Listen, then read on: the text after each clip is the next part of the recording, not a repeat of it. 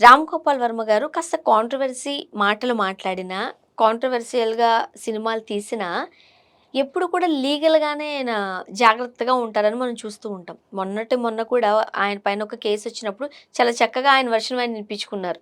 ఇప్పుడా మనోభావాలు దెబ్బతినేది అప్పుడెప్పుడో అనే మాటలకి అని. చూసాం మనం. అలాంటి ఆయన ఈరోజు ఆ కేసులో చిక్కుకున్నారు అంటే అంత పెద్ద తప్పేం చేసేసారు? అంత పెద్ద తప్పేం గాదండి. జనరల్‌గా మనం ఇప్పుడు ఆయన సెలబ్రిటీ గాబట్టి, ఆయన మీద ఈ కేసొచ్చింది, ఇలా వచ్చిందని మనం మాట్లాడుకుంటున్నాం. సీ ఇక్కడ ఆయనదే ఇప్పుడు కోర్టు ఆయన మీద నాన్ బెయిలబుల్ వారెంట్ ఇష్యూ చేయడానికి రీజన్ ఆయన కోర్ట్‌కి హాజరుపరచట్లేదు అని వాళ్ళు రీజన్ చెప్తున్నారు. హ్మ్. సో, ఈయన నిజంగానే వెళ్ళలేదా? కావాలని ఈ చట్టానికంటే చట్టానికి ఎప్పుడు ఆయన విరుద్ధంగా లేడు. బికాజ్ అంతకుముందు గూడా ఒక పార్న్ స్టార్‌ని పెట్టుకొని ఒక మూవీ తీసినప్పుడు, ఇక్కడ నిషేధం అది. హ్మ్. కానీ ఆయన ఇక్కడ షూటింగ్ చేయకుండా ఆయన యూఎస్‌లోనో ఇంకెక్కడనో షూటింగ్ చేసుకొని, అక్కడ నేను షూటింగ్ చేసుకున్నాను. ఇక్కడ నేను రిలీజ్ చేసుకుంటున్నాను అని చెప్పాడు. సో, అది రిలీజ్ అయిందా లేదా పక్కన పెడితే, బట్ అంత టాలెంటెడ్, అంత పకడ్బందీగా ఎక్కడ ఏమి దొరకకుండా ఉండే రామ్ గోపాల్ వర్మ గారికి, ఈరోజు ఇలా అయ్యిందేంటి అని జనాలు కూడా అవాక్కవుతున్నారు. కానీ చాలామంది విమర్శిస్తున్నారు. ఆయనకి ఇలాగే అవ్వాలి. కానీ ఆయన ఒక ఇలాగే మరి చేస్తారు. అంటే ఇప్పుడు 8 ఇయర్స్ నుంచి చెక్ బౌన్స్ కేసులో ఒక్కసారన్నా మరి కోర్ట్‌కి పోయి రావాలిగా? వెళ్ళలేదు అని మనం ఎందుకు అనుకోవాలండి? ఇప్పుడు కోర్ట్‌లో కొన్ని రూల్స్ ఉంటాయి. 3 సార్లు వెళ్ళకపోయినా, 4 సార్లు వెళ్ళకపోయినా, ఐదోసారికి నాన్ అవైలబుల్ అని. రెండోది ఆయనకి ఏమి రీజన్స్ ఉన్నాయో, ఆయనకి ఏం పర్సనల్ రీజన్స్ ఉన్నాయి. మధ్యలో కరోనా ఒకటొచ్చింది. 2020 నుంచి 22 వరకు అన్నీ వర్చువల్‌గానే జరిచాయి. హ్మ్. జడ్జి లీవ్‌లో ఉండుండొచ్చు. There are so many things. కానీ ఇప్పుడు వాళ్ళు తీసుకునే నిర్ణయానికి రీజన్ ఏందంటే, వన్ ఆఫ్ ద రీజన్ ఈయన కోర్ట్‌కి హాజరుపరచలేదు అని. దాంతో పాటు వాళ్ళు చెప్పిందేందంటే 3 మంత్స్ ఆయన non available case and 3.72 lakhs అనేది కూడా ఆ 3 మంత్స్ లోపల ఎవరైతే బాధితుడు ఉన్నాడో, కంప్లెయినెంట్ ఉన్నాడో అతనికి ఇచ్చేయాలి. ఒకవేళ ఇవ్వకపోతే ఇంకొక 3 మంత్స్ కొనసాగింపు ఉంటుంది జైలు అన్నారు. నాన్ అవైలబుల్ వారెంట్ ఇష్యూ చేసినంత మాత్రాన ఆయన తీసుకొనెళ్లి అరెస్ట్ చెయ్యరు. హ్మ్. దానికి రీకాల్ పిటిషన్ అనేది ఒకటుంటుంది లాలో. ఓకే. సో, రీకాల్ పిటిషన్ అంటే ఈయన వెళ్లి కనపడి రీకాల్ పిటిషన్ వేసుకోవచ్చు. Depends upon the advocates, depends upon the case. Judge అనేది రీకాల్ పిటిషన్ యాక్సెప్ట్ చేస్తుంది. ఎందుకు రాలేదు మీరు? ఎందుకు? ఏంటి? అనేది ఈయన వెళ్లి సమాధానం చెప్పుకోవాలి కోర్ట్‌లో. హ్మ్. సో అండ్ సో రీజన్ వల్ల నేను రాలేకపోయానండి. సో అండ్ సో రీజన్ అని అడ్వకేట్స్ ఉంటారు గదా! ఇట్ ఈస్ నాట్ దట్ ఒక సెలబ్రిటీని తీసుకెళ్ళి జైల్‌లో పెట్టడం. ఆయనంత మర్డర్ చేయలేదు, ఏం చేయలేదు. ప్లస్ అది నిజమైన కేసా కాదా? అనేది కూడా పరిగణలోకి తీసుకోవాలి మనం. అవును. కోర్ట్‌లో ఆయన పేరు ఉన్నంత మాత్రాన ఏ1, ఏ2, ఏ3 అసలు ఆ చెక్ ఆయన చెక్ ఆయన ఎందుకెళ్ళింది? లేకపోతే ఈయనొక్కడికే వెళ్లి పర్టిక్యులర్‌గా ఇచ్చారనేది మనం చూసుకోవాలి. హ్మ్. సీ ఇందులో మనం మాట్లాడుకోవాల్సిన విషయం ఏంటంటే, నేను ఆయన గురించి పాజిటివ్‌గానే మాట్లాడతానిక్కడ. బికాజ్ లాకెప్పుడు విరుద్ధంగా వెళ్ళలేదు. చట్టానికి విరుద్ధంగా ఆయనెప్పుడు మాట్లాడలేదు. ఓకేనా? ఏది ఉన్నా ముక్కుసూటిగా చెప్పేవాడు. Because of his opinion and because of his talent. ఆయన బ్రెయిన్‌కి ఏదనిపిస్తుందో అది. ఇప్పుడు సడెన్‌గా ఈరోజు పొద్దున సంచలన నిర్ణయం ఏంటి?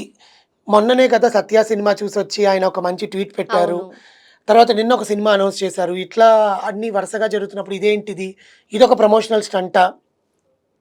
ఇలా వివాదాల్లో చిక్కుకోవడానికి ఆయన ఇలా చేస్తున్నారని చాలామంది మాట్లాడుతున్నారు. మన టైం కలిసి రానప్పుడు మనకన్నీ కొన్నిసార్లు బావుంటుంది. కొన్నిసార్లు బావుండదు. అలాంటిది ఈరోజు కోర్టు తీర్పు 7 ఇయర్స్‌గా నడుస్తుంది ఆ కేస్‌లో. ఆయన వెళ్ళట్లేదు. ఆయన చెయ్యట్లేదు. అన్నదానికి కోర్ట్ ఈరోజు నిర్ణయం తీసుకొని మీరు వెళ్ళాలి, చెయ్యాలి అని అన్నారు కాబట్టి, ఆయన ఈరోజు వెళ్లి కనపడతాడు. లేకపోతే వాళ్ళ అడ్వకేట్స్ మాట్లాడతారు. ఆయన వెళ్లి కటకటాల వెనకాల కూర్చుంటారనేది డిపెండ్స్ అపాన్ ద కేస్ ఇప్పుడు 3 సివియారిటీ. నెలలు మీరు జైల్‌లో ఉండాలనంటే మిమ్మల్ని అరెస్ట్ చేసే కదా పట్టుకొని వెళ్తారు. Non bailable warrant for the 3 months అని ఇస్తారండి. అవును మరి. దానికి మరి ఆ రీకాల్ 3 నెలలు పిటిషన్స్ ఖచ్చితంగా జైల్‌లో అదే ఉండాల్సిందేగా? చెప్తున్నాను. అదేంటంటే నిన్న హియరింగ్ జరుగుంటుంది. హా! ఈరోజు పొద్దున నిన్ననో హియరింగ్ జరుగుంటుంది. హియరింగ్ జరిగినప్పుడు వాళ్ళు ఇస్తారనమాట. మీరు రావట్లేదు కదా! మీకు NBW non bailable warrant issue చేస్తున్నాం మేము. హ్మ్. మీరు రావాల్సి ఉంటది అని చెప్పి ఇష్యూ చేస్తారని పోలీసులకు ఆదేశిస్తారు.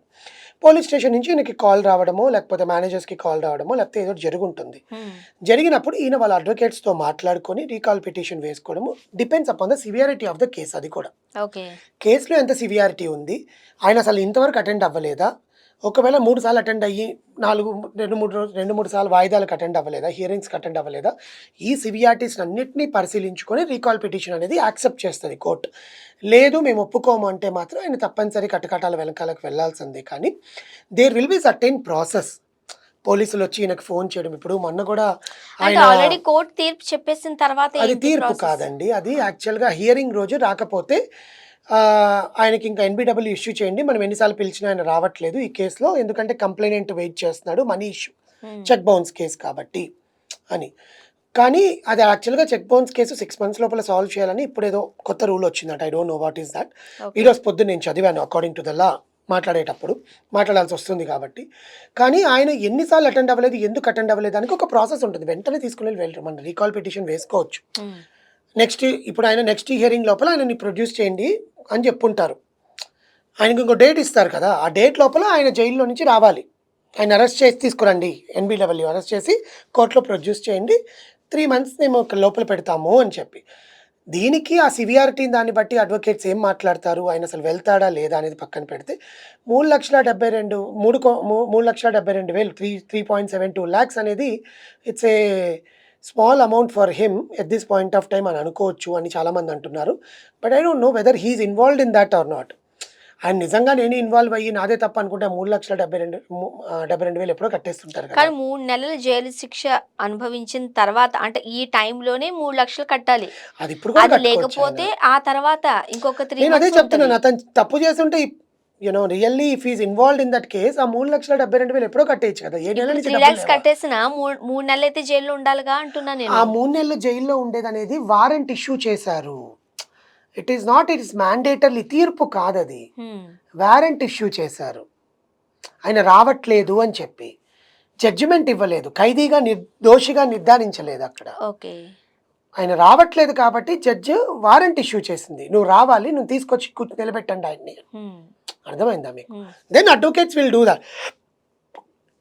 తీర్పిచ్చేది జడ్జిమెంట్ ఇవ్వలేదు రామ్ గోపాల్ వర్మ మీద. Hmm. So let's see how it will ఏం సాల్వ్ ద ఇష్యూ. జరగబోతుంది? Yeah! Thank you thank so you. Much.